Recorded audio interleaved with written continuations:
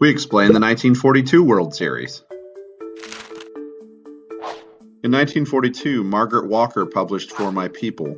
Corps formed in Chicago, and the Marines accepted African American men. Charity Adams Earley became the first African American woman commissioned officer in the WACS, and Hugh Molsack became the first African American merchant marine captain.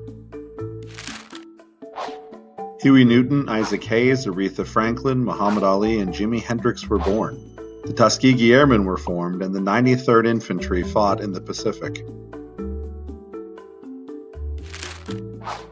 And the Durham Manifesto was published calling for equal rights.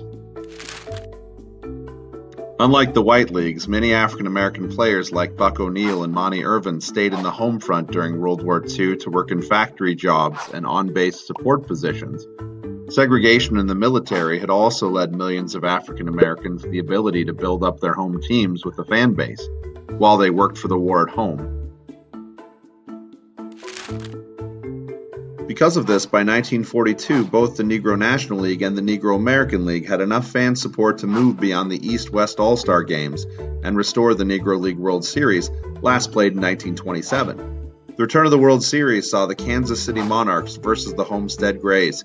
Both teams at the top of their games held 5 pennants.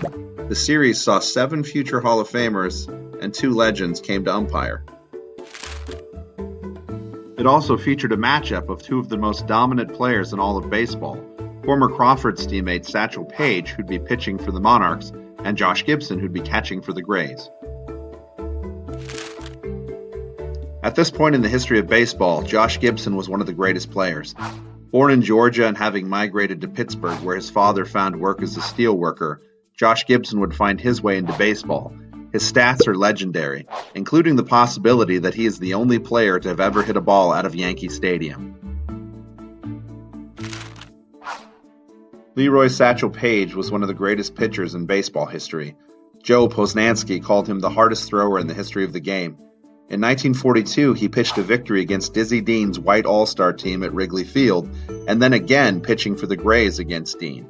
He helped Kansas City win 70% of their games in 1942.